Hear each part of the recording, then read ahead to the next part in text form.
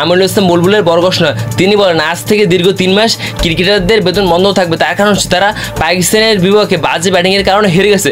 তারা পাকিস্তানের বিপক্ষে এই ম্যাচে যদি জিততে পারতো তাহলে তারা ফাইনালে খেলতে পারতো ইন্ডিয়ার বিপক্ষে।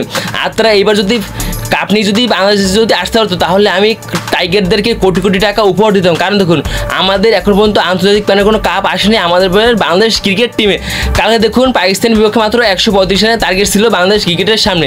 কালকে তারা কী করছে, কালকে তারা ওয়ানডে এবং টেস্ট ম্যাচও খেললেও ম্যাচটাগুলো ইজিলি জিততে পারতো পাকিস্তানের বিপক্ষে। তা না করে তারা শুধুমাত্র 6 মারতে চেয়েছে পাকিস্তানের বোলারদেরকে। তা তো ভাই একটা 6 মারতে গেলে 8 আউট হয়ে যায়।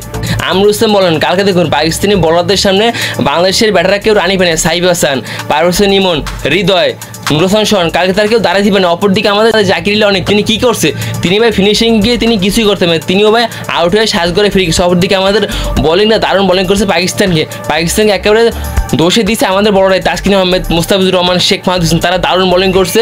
পাকিস্তানের ব্যাটারদেরকে একেবারে উড়িয়ে দিয়েছে আমাদের বোলিংটাই। আমাদের ভাই বোলিংটার কদ্দুর খেলাটা এগিয়ে নেবে।